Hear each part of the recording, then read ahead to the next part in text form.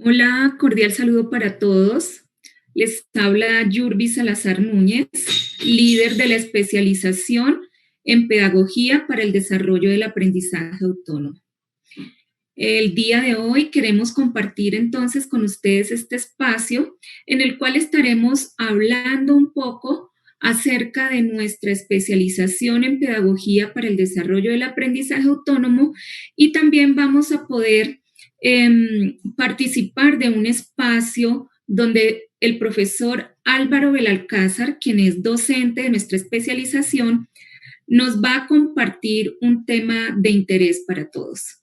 El profesor Álvaro es licenciado en Lenguas Modernas, especialista en Pedagogía, magíster en Administración y Competitividad, magíster en Educación de Adultos, y el día de hoy entonces nos va a ofrecer este espacio donde vamos a hablar de la didáctica de la lectura para el desarrollo del pensamiento crítico. Cordial saludo, profesor Álvaro, bienvenido. Cordial saludo, profesora Yurbi Salazar. Agradecerle a usted, a la universidad, que se me permita pues compartir este escenario académico y humano para trabajar un tema muy interesante que nos compete a todos los educadores y a todos los profesionales, que es la didáctica de la lectura para el desarrollo del pensamiento crítico. Es un escenario creado en la especialización en Pedagogía para el Desarrollo del Aprendizaje Autónomo.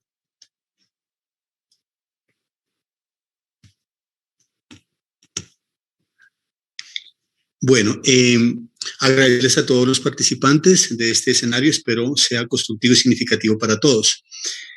Antes de dar inicio a la ponencia, yo quisiera invitarlos a, como futuros especialistas o magísteres o doctores del proceso educativo, que miremos este reto formativo que nos compete a todos.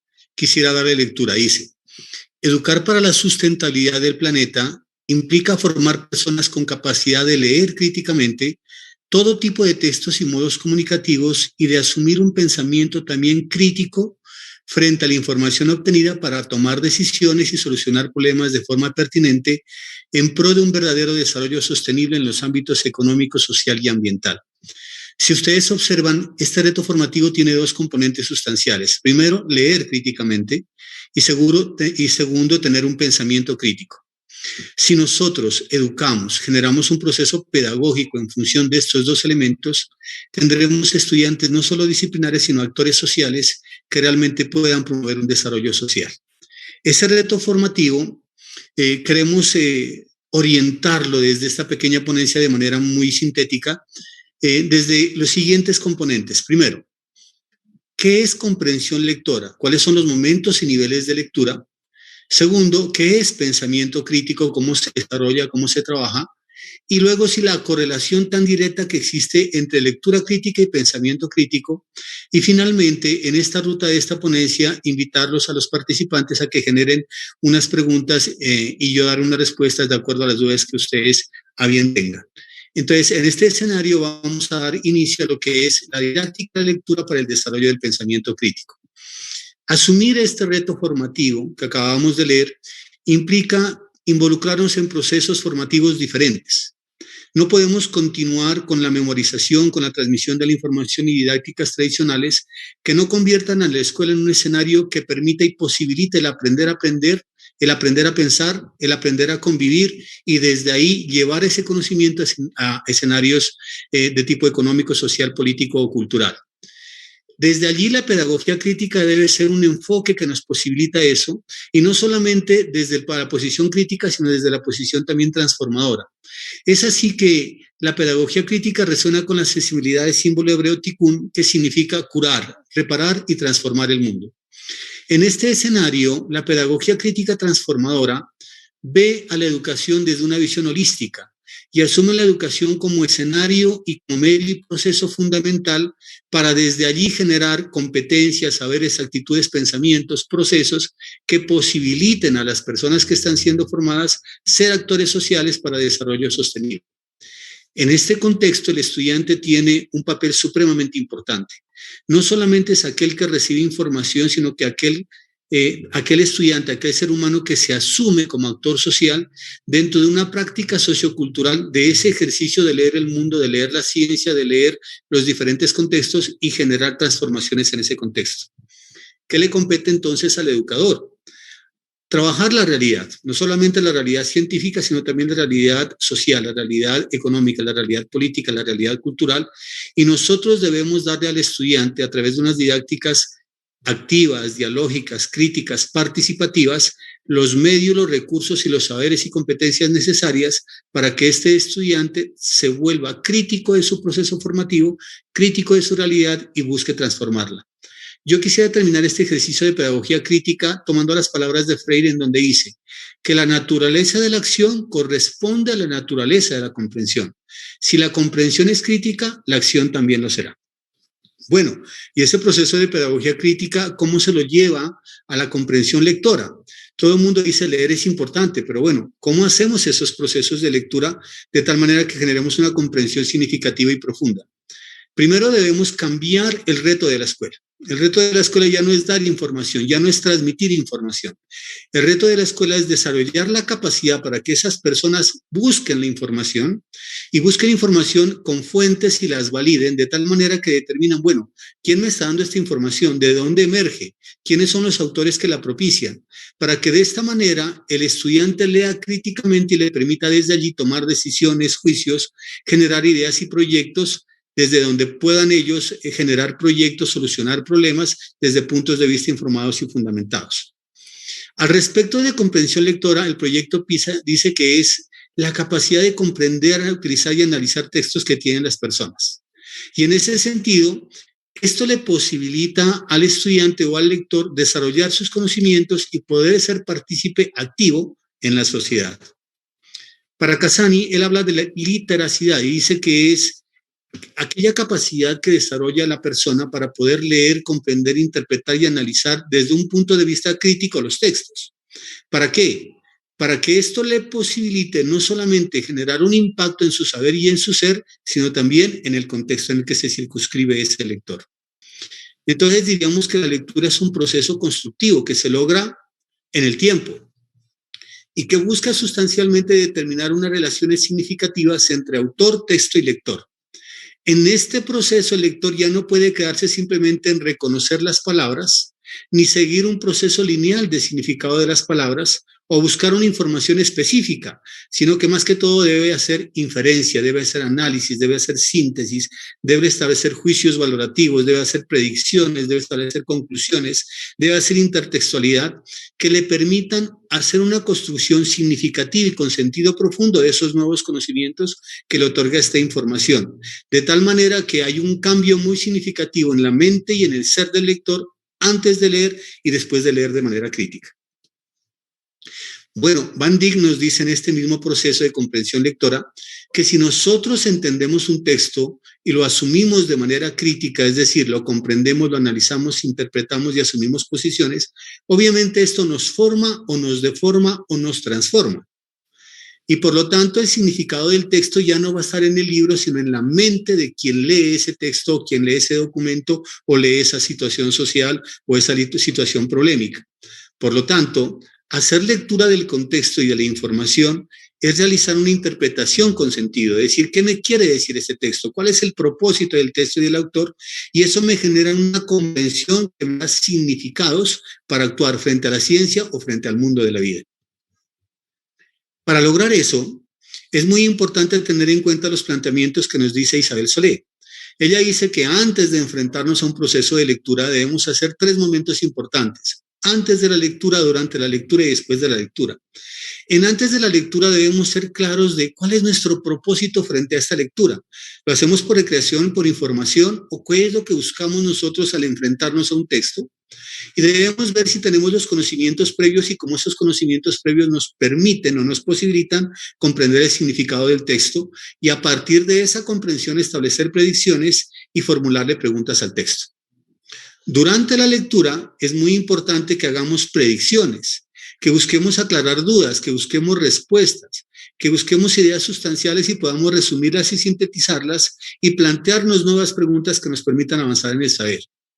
Después de eso, tenemos que identificar las ideas principales. Tenemos que identificar aquellos temas sustanciales que nos dice el autor, poder hacer inferencias, poder hacer predicciones y con base en eso tener la capacidad de resumir un texto, de sintetizarlo o de argumentarlo, validarlo, contravalidarlo y seguir formulando preguntas en ese crecimiento de ese saber y de ese hacer. Para estos momentos de lectura uno diría, bueno, ¿en qué niveles yo puedo entonces comprenderme en ese proceso de lectura? ¿Cómo yo sé en qué nivel de lectura están? Entonces los autores nos manifiestan que hay niveles de lectura que van en un nivel literal, un nivel inferencial y un nivel crítico. Bueno, ¿y yo en qué nivel estoy? ¿Y cómo sé en qué nivel de lectura estoy haciendo unos procesos que me permitan ubicarme en él? Entonces, en ese sentido, existe el primer nivel, que es el nivel literal, en donde se plantean desde Newsan Martí citando a Sardi Marqués, dicen, hay dos niveles, que es el nivel básico y el nivel avanzado. En el nivel básico, ¿qué hace el lector?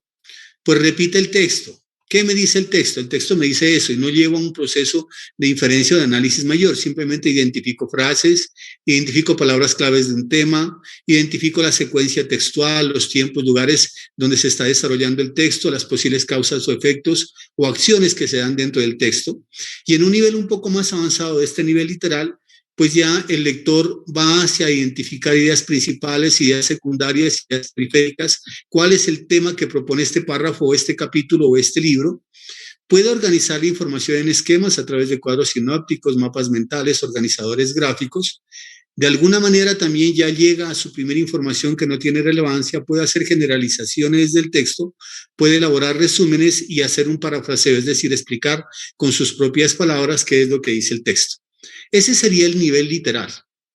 Entonces uno diría, bueno, si yo estoy en un nivel literal, ¿qué es lo que busco en mi estudiante? Bueno, entonces voy a trabajar una didáctica, voy a hacer unos talleres, unos ejercicios que le permitan al estudiante, bueno, cuáles son las palabras claves, cuáles son las ideas principales, cuáles son las ideas secundarias, qué es lo que propone el tema. Hacemos lectura localizada buscando información explícita, qué información te parece relevante o no. Entonces, muy importante ver qué tipo de preguntas, qué tipo de talleres o qué tipo de guías o fichas yo elaboro como docente para llevar a esa persona a que logre ese nivel literal, el nivel básico en el nivel avanzado.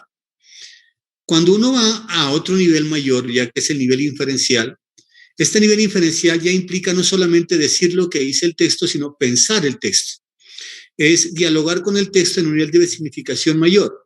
Por lo tanto, ya lo que estoy leyendo lo relaciono con mis saberes previos, con mis experiencias vividas, y a partir de eso yo puedo deducir, puedo inferir, puedo formular anticipaciones, puedo hacer predicciones, ya puedo captar la intencionalidad del autor. Bueno, este autor, ¿qué es lo que quiere? ¿Qué es lo que comunica en su discurso?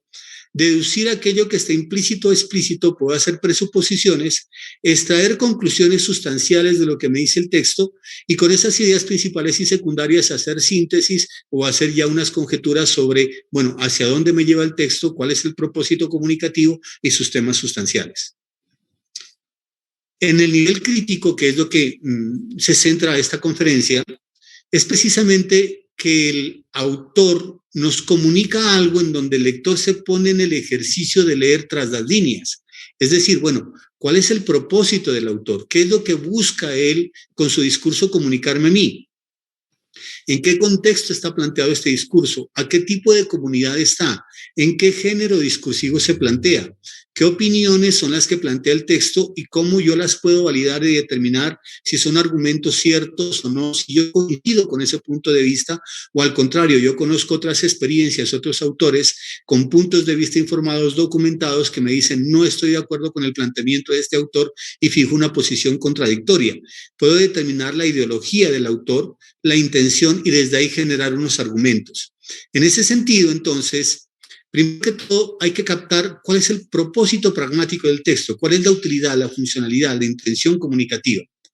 Luego debe tomar conciencia de ese texto, qué contenido maneja, qué conceptos, qué teorías, qué saberes, cuál es su nivel discursivo, cuál es su nivel de metaforización, a qué comunidad está dirigido ese texto y en qué tipo de discurso está, político, económico, social, cultural, etcétera.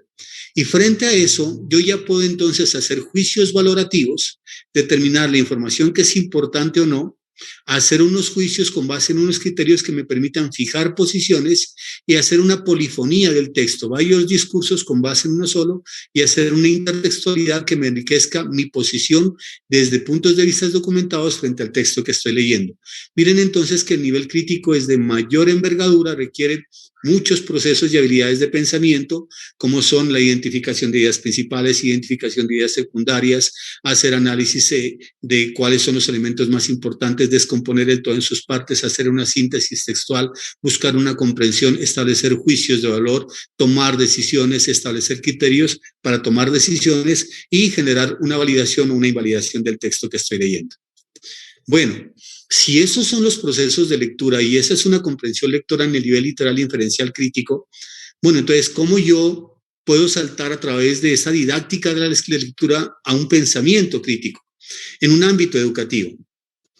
Permítame compartir esta diapositiva que es sobre las competencias esenciales que están pidiendo los empleadores a sus empleados. Es decir, hoy las organizaciones se vuelven cada vez más competitivas y están demandando cierto tipo de competencias a sus empleadores para que lleguen al entorno organizacional y como aliados estratégicos, pues vuelvan a esa empresa más competitiva. En el 2015, ustedes miran 10 elementos ahí que pedían los empleadores para hacer competitiva la empresa y que les exigen a sus empleadores tener en sus desempeños. Primero, resolución de complejos, trabajo en equipo, liderazgo, pensamiento crítico, negociación, control de calidad, orientación, toma de decisiones, aprendizaje activo y creatividad. Pero si nos vamos al 2020 y llegamos hasta el 2022, miramos que han cambiado. ¿Por qué? Porque los contextos han cambiado, las condiciones han cambiado, los clientes están solicitando otras situaciones, la dinámica organizacional tiene otra dinámica que le permite verse más competitiva y para eso requiere transformar, tener una nueva perspectiva sobre los desempeños y competencias que tienen que tener sus colaboradores internos. Entonces miremos que el pensamiento crítico, por ejemplo, está de segundo ya, que la creatividad está de tercera. Entonces, hoy por hoy vemos que el pensamiento crítico es una condición muy importante en los entornos organizacionales, en los entornos laborales, en los entornos sociales y educativos. Bueno, y el pensamiento crítico entonces, ¿desde dónde lo podemos mirar? Toda persona puede pensar. Pero es la complejidad de ese pensamiento que te permite hacer la diferencia si estás en un pensamiento de nivel básico o de nivel crítico o de nivel profundo. Y cuando tú vas al pensamiento crítico, lo que buscas es mirar que el pensamiento crítico es un proceso. Y ese proceso te permite a ti muchas cosas. Una, sacar conclusiones, hacer juzgamientos, tomar decisiones, solucionar problemas. Campos dice que el pensamiento crítico se centra en la emisión de juicios y el uso de esos juicios para solucionar problemas. Por eso él dice que el pensamiento crítico es el juicio deliberado y autorregulado que resulta del análisis, evaluación, inferencia y aplicación de los conceptos, de las metodologías, de las evidencias y desde ahí emito juicios que sean pertinentes. ¿Esto qué me permite a mí? Mejorar mis formas comunicativas, mejorar mis formas de pensamiento, mis formas de comportamiento e involucrarme en el mundo actual de una manera más significativa. Vamos a recorrer algunos autores que nos plantean algunas miradas sobre el pensamiento crítico en el ámbito educativo. Lippmann nos dice, oiga, el pensamiento crítico sirve para no tragar entero. Nos protege del hecho de creer en lo que dicen los demás sin tener en cuenta nuestra posición frente a ello. Por lo tanto, es muy importante investigar por nosotros mismos si ese discurso que estoy recibiendo, si esa situación que estoy analizando realmente está siendo validada o no. Entonces, él dice que hay que trabajar unas categorías. Primero, hay que buscar información, hay que validar las fuentes de la información, organizarla y a partir de esa información construyo conceptos, teorías, saberes que permiten tener una visión más completa. Obviamente esa información hay que razonarla, hay que pensarla, hay que deducirla, hay que interpretarla y traducirla a un contexto significativo, pero obviamente después de haber hecho procesos investigativos que me permitan validar o invalidar esa información. Por lo tanto, en este proceso, el pensamiento crítico tiene que usar criterios. ¿Con qué criterios yo juzgo algo bueno o no, importante o no importante? Debo tener la capacidad de autocorregirme, es decir, aquellas decisiones no fueron correctas, aquellos juicios no fueron pertinentes y por lo tanto desde esta documentación, desde esta investigación, corrijo y mejoro. Eso implica tener sensibilidad con el contexto, atender reglas, atender principios y tener buenos juicios. En este sentido, la escuela no solamente debe enseñar información, no solamente debe enseñar a pensar, sino también debe enseñar a pensar críticamente. Ennis nos dice que el pensamiento crítico es un proceso cognitivo complejo, que implica reflexión, que implica razonamiento, implica evaluación, en donde hay que tener en cuenta 3 dimensiones sustanciales. Primero, hay que tener criterios. Desde dónde yo me planto para decir esto es bueno, no es importante, no es útil, significativo, o es pertinente o no es pertinente en un escenario, en un contexto académico, científico, social, etc. Segundo, debe ser lógico, ¿cierto? Debe ser coherente, debe ser claro, debe ser real, debe ser pertinente. Y finalmente debe ser pragmático, debe tener un uso sustancial, debe tener un propósito o finalidad válidos. De lo contrario, ¿para qué me meto en el cuento del pensamiento crítico si no me lleva a usos significativos y aplicaciones significativas? Entonces él dice, siga algunos elementos, como por ejemplo, céntrese en preguntas significativas. Mire qué argumentos y contraargumentos se están planteándose en ese texto. Frente a eso, emita juicios de valor y juzgue la credibilidad de las fuentes de ese texto. Mire otros informes y otros documentos que le permitan hacer observaciones y desde ahí deducir e inducir, identificar supuestos y desde ahí plantear una decisión y defender su punto de vista con unos discursos verbales escritos que sean pertinentes de acuerdo al contexto que estamos trabajando.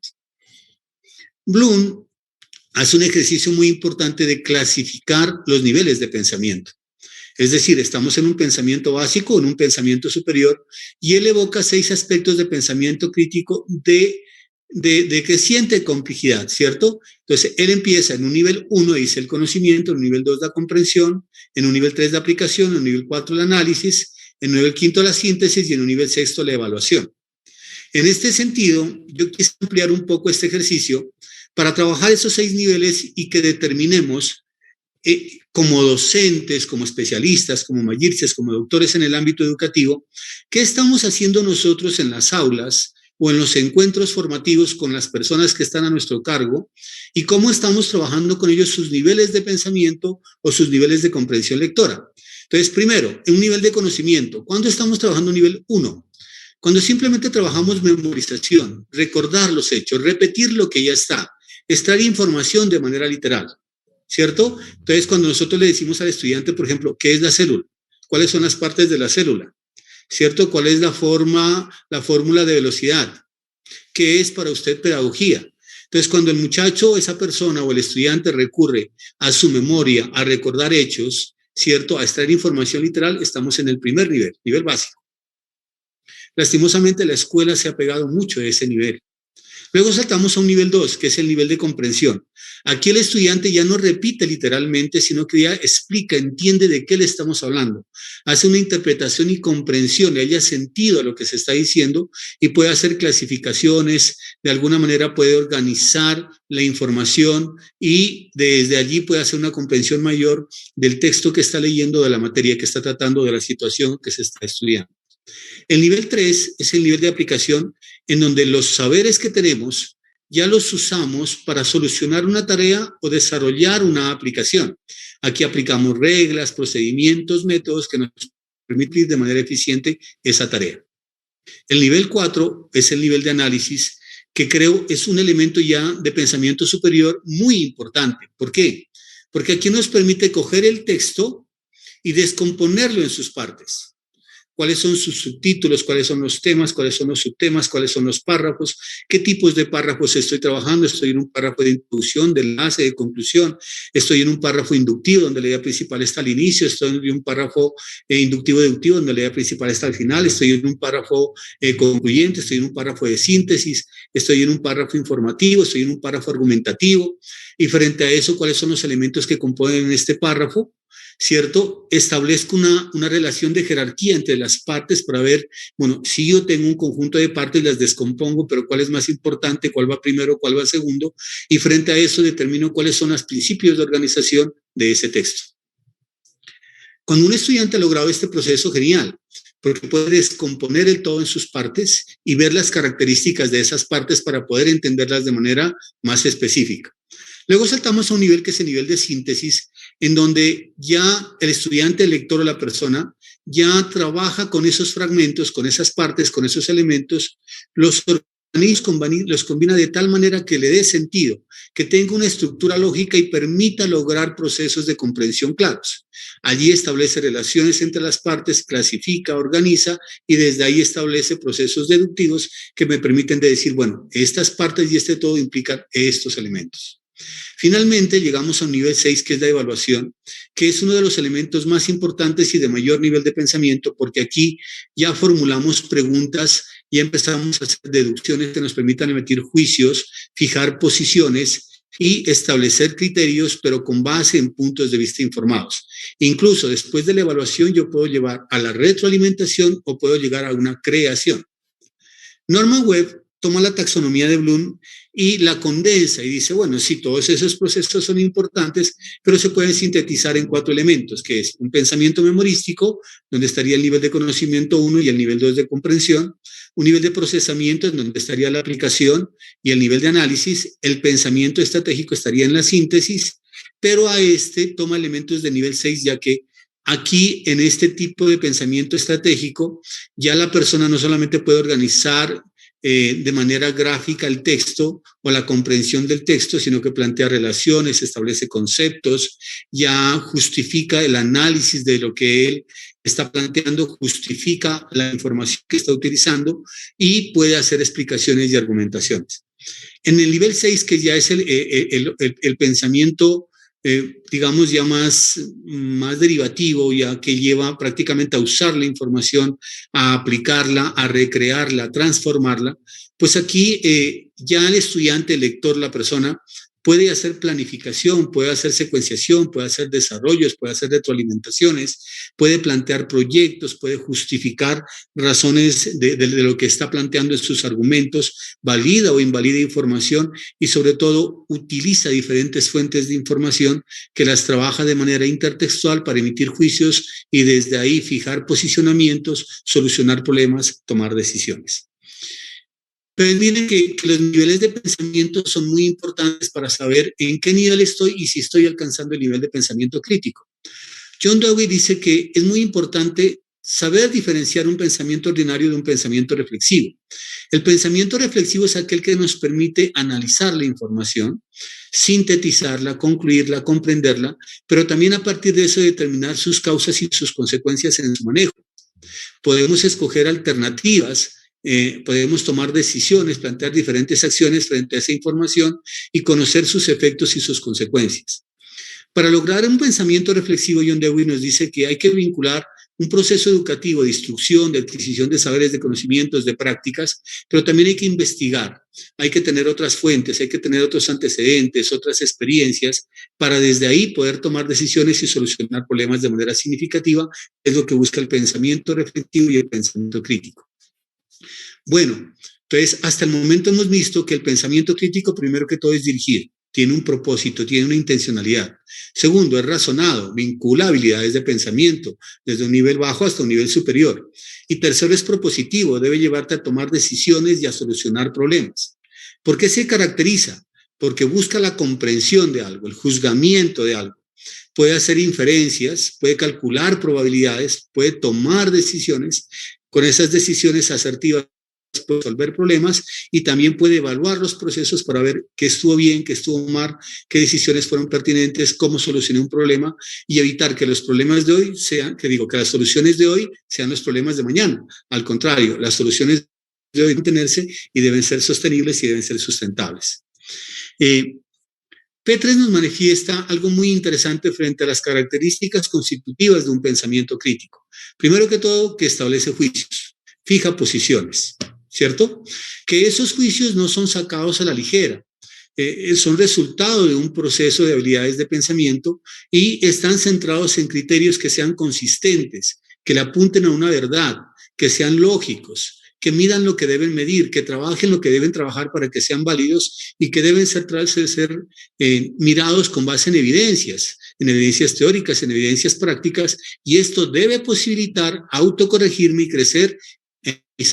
Esto me permite a mí entonces explorar problemas, explorar situaciones, integrar información válida, descartar la que no es, solucionar problemas, justificar, generar proyectos, plantear hipótesis, validar tesis, dar argumentos, contraargumentos, de tal manera que en ese pensamiento crítico se muestre suficiencia, se muestre relevancia, se muestre fiabilidad, accesibilidad a la información, que sea actual, que sea consistente y sobre todo que sea objetiva.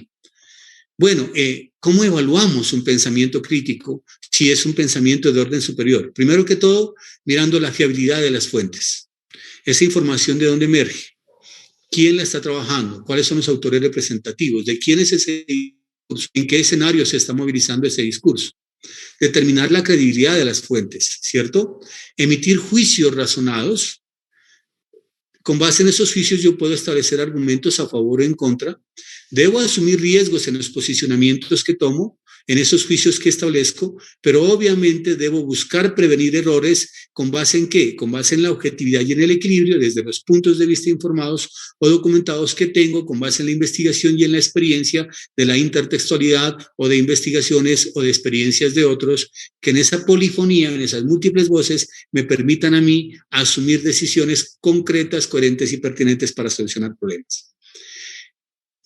Tener pensamiento crítico implica tener ciertas competencias críticas. ¿Y cuáles serían esas competencias críticas vinculadas al pensamiento crítico? La primera, investigar la fiabilidad de las fuentes, descubrir el origen de dónde sale esa información. Segundo, tener la capacidad de interpretar causas, es decir, cuál es el origen de un suceso, de un entorno, de un fenómeno, de un hecho. Predecir los efectos, ¿sí? Emitir juicios posteriores, bueno, ¿qué puede suceder? Establecer consecuencias. Debemos racionar analógicamente. Tener en cuenta cuáles son los factores asociados, cuáles son las consecuencias, cuál sería el pronóstico, hacia dónde podemos llegar frente a una situación y desde ahí poder solucionar un problema de manera significativa. Y eso implica racionar inductiva y deductivamente. Es decir, mirar las partes, mirar el todo, establecer conclusiones y con base en eso solucionar problemas basado en los signos. ¿Y cuáles son esos signos? La información que tengo, los antecedentes, los procesos investigativos, mis saberes previos, las experiencias.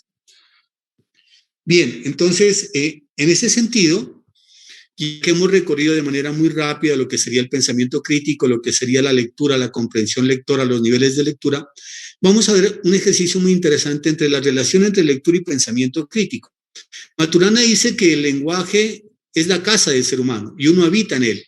Y si quitamos el lenguaje, pues quitamos prácticamente toda la dinámica social, porque cómo expresamos nuestros pensamientos, sentimientos y emociones, cómo construimos comunidad, cómo construimos ciencia, cómo la expresamos y cómo desarrollamos la vida prácticamente.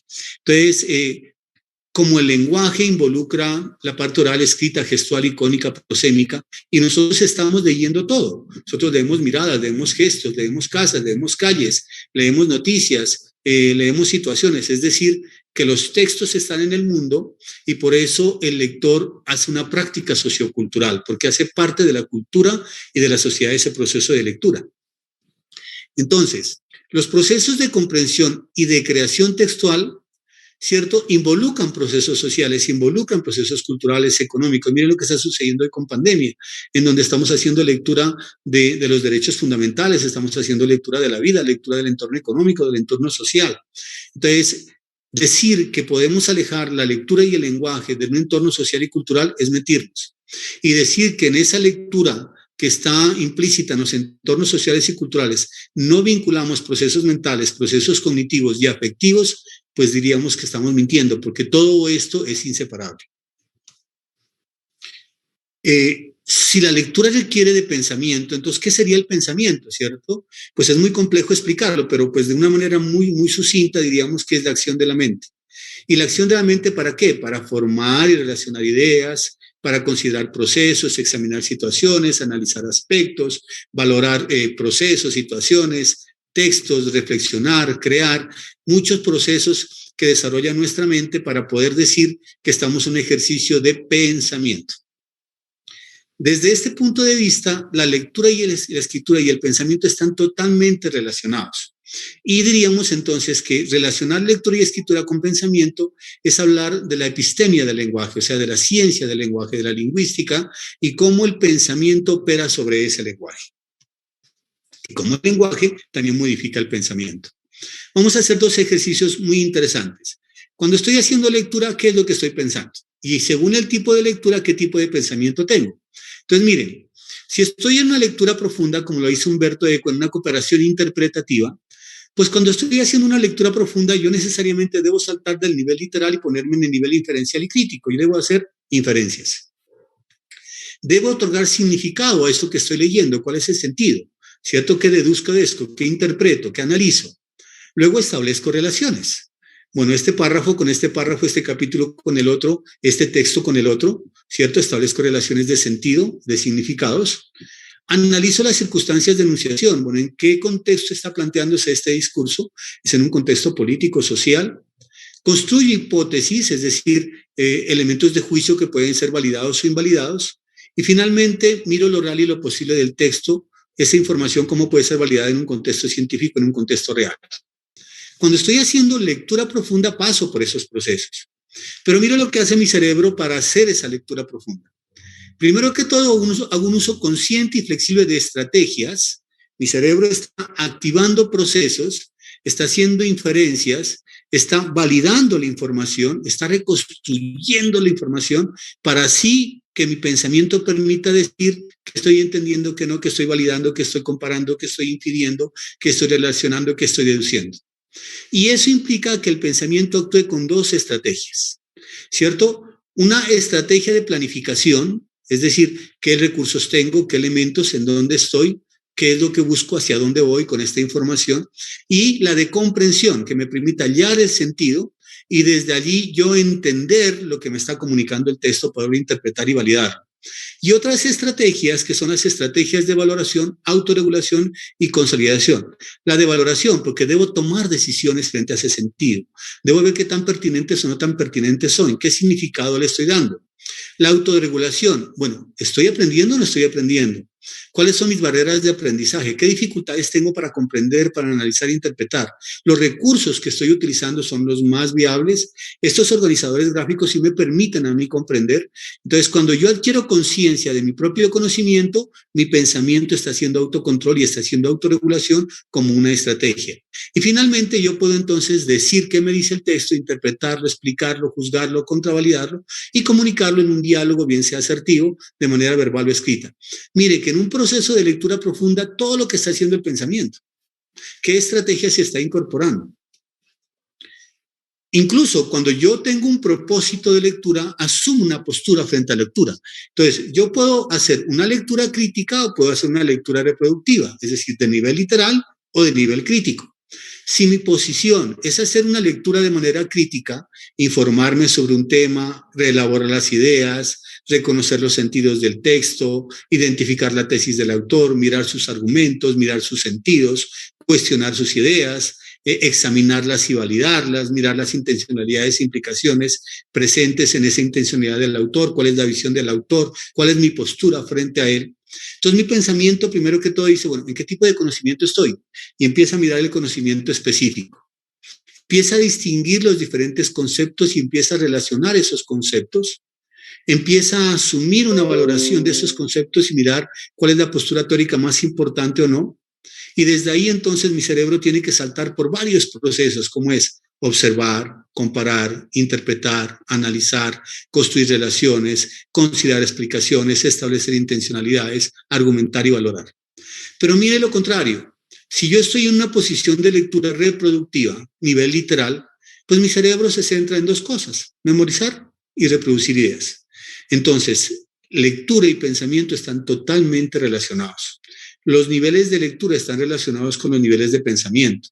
Las características de los niveles de lectura están relacionadas con las características de los niveles de pensamiento, bien sea básicos o bien sea superiores. Entonces, en conclusión, ¿qué podríamos decir? Que nosotros como docentes debemos llevar un proceso con nuestros estudiantes desde un nivel literal hasta un nivel crítico.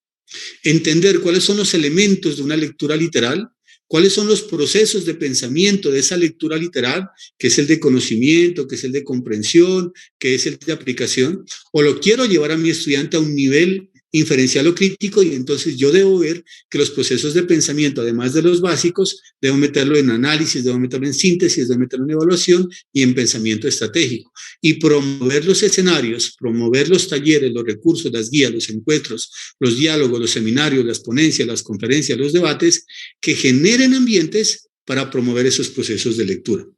Yo me atreví a generar algunas sugerencias de tipo específico, digamos así, que tal vez puedan posibilitar que los docentes lleven poco a poco en escenarios significativos a los estudiantes a generar pensamiento crítico. Primero, enseñemos a los estudiantes a construir organizadores gráficos, mapas mentales, redes semánticas, mentefactos, mapas conceptuales, árboles de representación y explicación, matrices, en donde el estudiante a través de los organizadores se vea obligado a identificar cuál es la información más relevante, cuáles son los temas y subtemas que hacen parte y la relación entre ellos. El organizador gráfico lo obliga a ese proceso mental.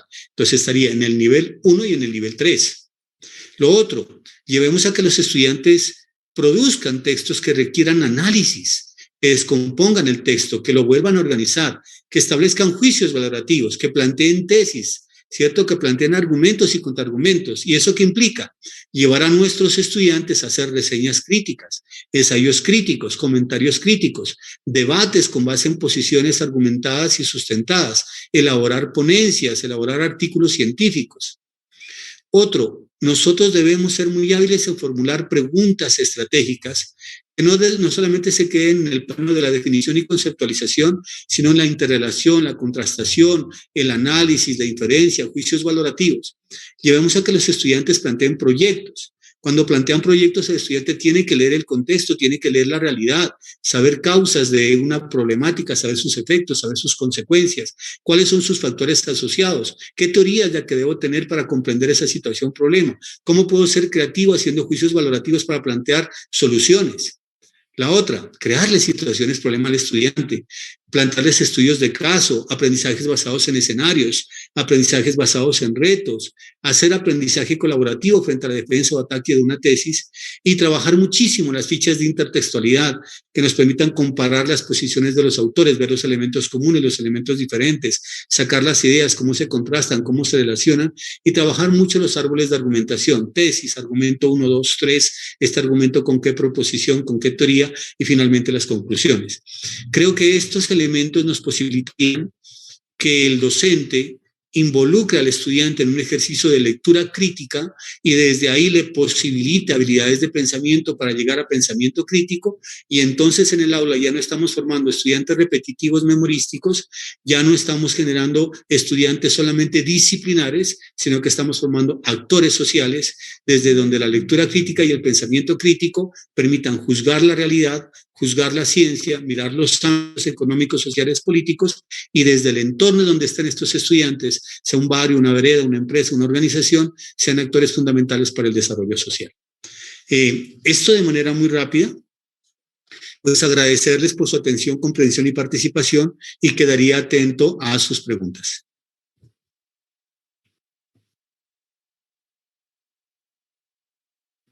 Bueno, muchísimas gracias, profesor Álvaro, por esta ponencia donde nos comparte un tema de tanta importancia para todos los maestros y gestores educativos y más en estos tiempos de pandemia, ¿no? Donde nos han surgido a los educadores tantos retos en torno al pensamiento crítico, al mismo aprendizaje autónomo.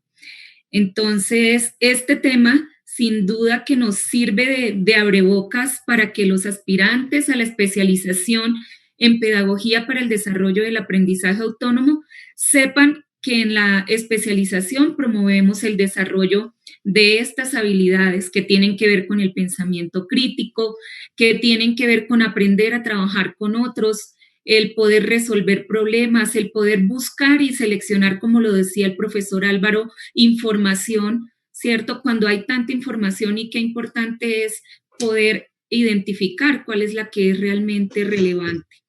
Y que entonces con estas habilidades podamos lograr esos procesos de aprendizaje autónomo como ese proceso vital que nos permite aplicarlo no solo en nuestra vida personal, sino también en la vida laboral y cotidiana. Quiero rápidamente compartirles un poco de información con respecto a la especialización en pedagogía para el desarrollo del aprendizaje autónomo y contarles pues que nuestra especialización está estructurada en 24 créditos académicos de los cuales 18 son obligatorios y 6 créditos son electivos. Este plan de estudios está estructurado y propuesto para que quien así lo decida pueda realizarlo en el transcurso de un año para poder completar esos créditos obligatorios y electivos.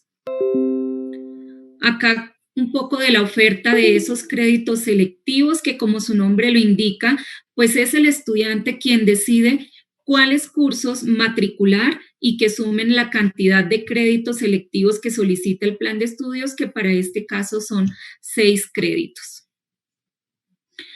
Asimismo, contarles pues que la especialización tiene una gran ventaja y es que forma parte de ese continuum formativo. Ese continuum formativo que permite que el estudiante de especialización pueda avanzar entre los distintos niveles de formación, ganando tiempo y también pues ganando dinero, recursos económicos, porque cuando se encuentra en la fase de profundización y está cursando una especialización, va a poder ir adelantando esos cursos que luego van a ser reconocidos en la maestría, en alguna de las 3 maestrías que tenemos en la escuela, y que entonces va a cursar con precio de especialización, de modo que va avanzando en ese proceso de formación. Cuando realiza una maestría y se encuentra en ese nivel de investigación y llega también a lograr esos espacios y esos niveles de innovación a través de la realización de un doctorado.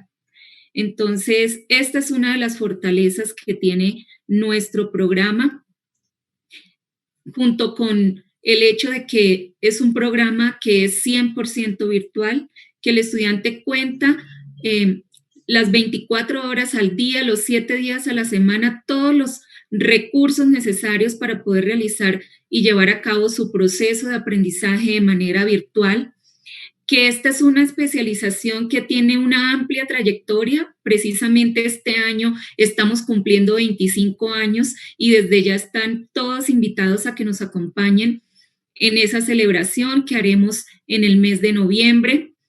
Otra ventaja pues es que nos va a permitir el poder transitar a las maestrías, que son unas maestrías innovadoras. Son 3 maestrías que tenemos en la escuela, maestrías innovadoras que son reconocidas pues por el Ministerio de Educación Nacional.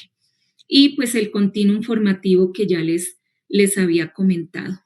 Entonces, pues nada, si quieres potenciar esas habilidades en la innovación de mediaciones pedagógicas, a aprender en un mundo interconectado a través de la investigación pedagógica, para eso está la especialización en pedagogía para el desarrollo del aprendizaje autónomo. Si quieres responder a esos desafíos de orden pedagógico y didáctico en la sociedad del conocimiento para fortalecimiento del aprendizaje autónomo, está la especialización en pedagogía, donde les proporcionamos todos esos modelos, estrategias, técnicas para que nuestros estudiantes puedan desarrollar todas esas habilidades que son pertinentes en este siglo XXI y que a su vez ellos luego puedan transferirlas a sus contextos. Entonces, esto era lo que teníamos para contarles. Agradecerle nuevamente al profesor Álvaro. Verifico un momento si tenemos alguna pregunta de nuestros participantes en YouTube. No hay preguntas, pero quiero compartirle 2 comentarios rápidamente, profesor Álvaro, donde nos dicen que precisamente la lectura es la principal deficiencia en los educandos. Me gusta este tema dentro de la feria. Y también nos dice otra persona que esa es la falencia del nivel educacional en el país, la no apreciación del valor de la lectura en el ámbito del proceso del aprendizaje. Entonces, nada, muchísimas gracias, profesor Álvaro, y a todos los que han escuchado esta ponencia. Hasta una próxima oportunidad. Profe Irbio, muchísimas gracias por la participación, a todos los participantes, ojalá haya sido significativo. Gracias por sus comentarios y en un próximo encuentro, invitarlos de verdad a la especialización. Es muy, muy importante, muy interesante, nos genera muchísimas competencias y creo que se tomaría una excelente decisión al cursarla. Bienvenidos todos, muy amables. Gracias, profe, y hasta una próxima. Felicidades.